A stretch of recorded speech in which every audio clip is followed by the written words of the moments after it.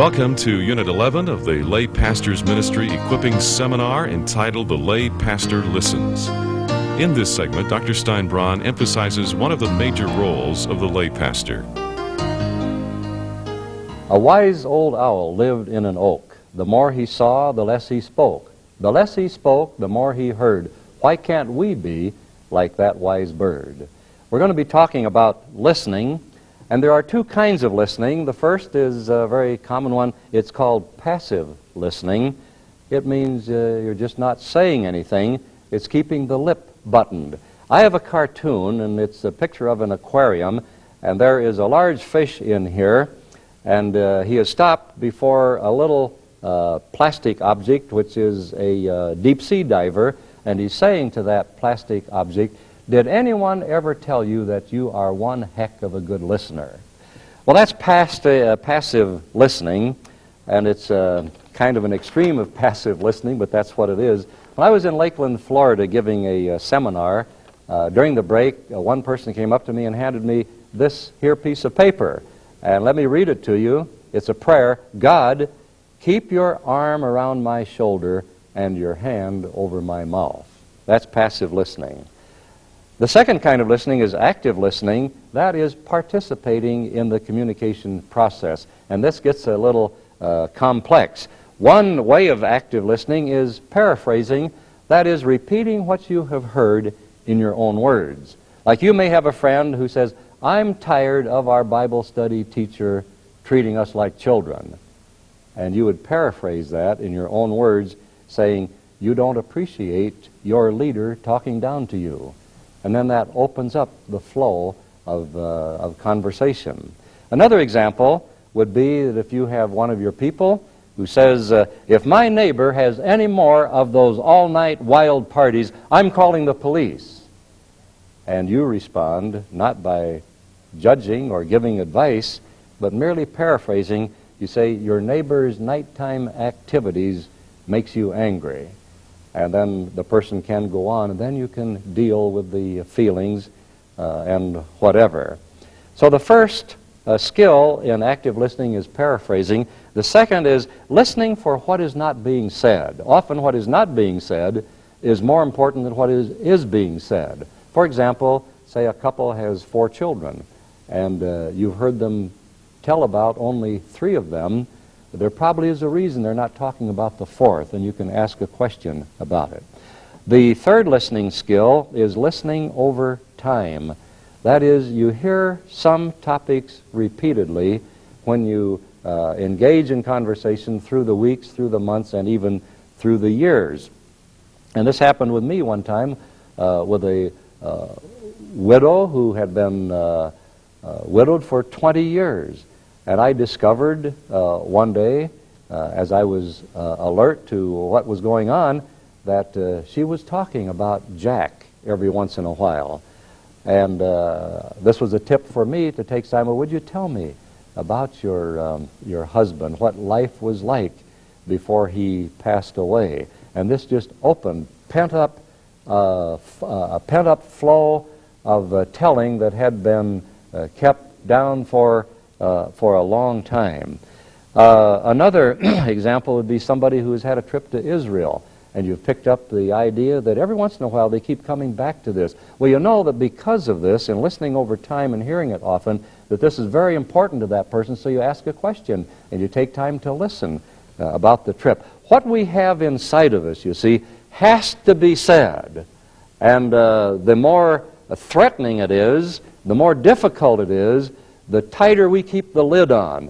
And so as we listen to things over a period of time, we can pry open that lid just by letting that person know that we are ready to listen, we can be trusted, and we are there for them. The fourth skill is listening to feelings as well as words.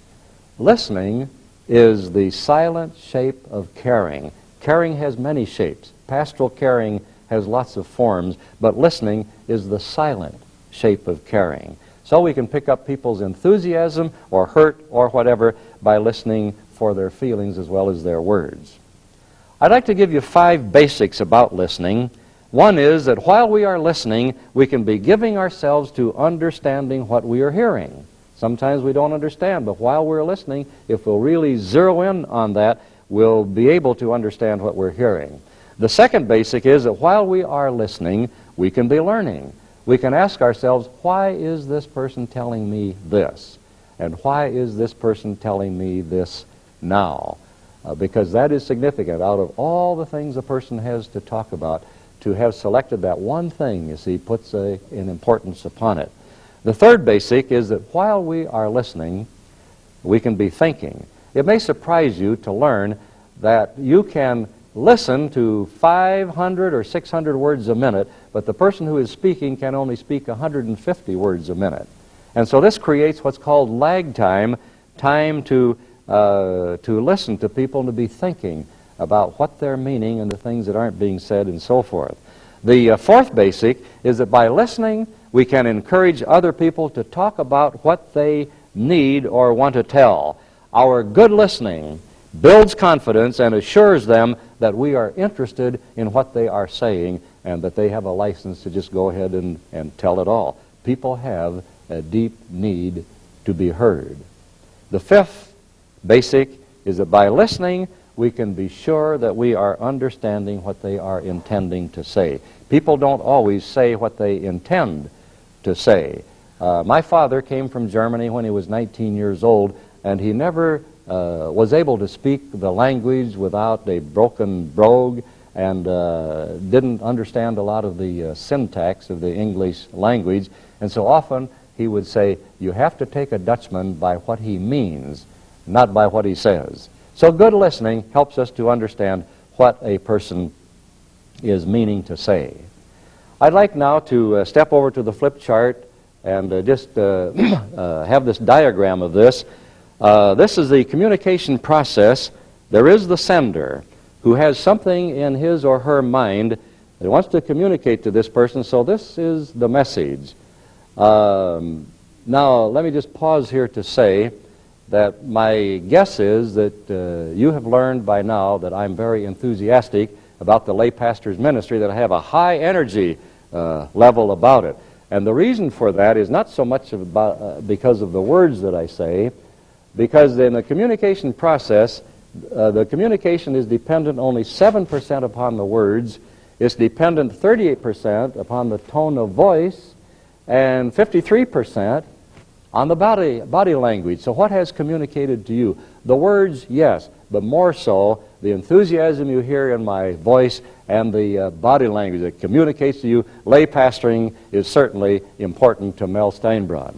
So this sender has something to communicate to this person, and then after hearing it, has to determine what that means. And so there's some vacillation back and forth here in the process of perceiving what is being said and then making a response, either answering the question or making a comment or giving some advice to either say that this is the end or that you're free to continue on. Now there's also a dissonance that takes place.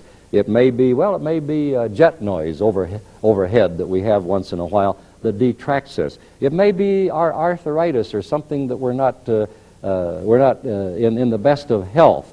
It may be that we're preoccupied with some worries and struggles currently. All of these things distort the communication, because while this person is speaking, this person may have their mind on their troubles, or maybe listening to the jet overhead, and that sure makes it difficult to understand what's going on. So we need to understand this process in order to, as lay pastors, be the most helpful that we're able to be to people, to listen to them, to be sure that they know that we're interested in what they're saying, and to be sure that we are understanding what they are communicating. This concludes Unit 11. Please stop the tape. Our next unit will focus on confidentiality.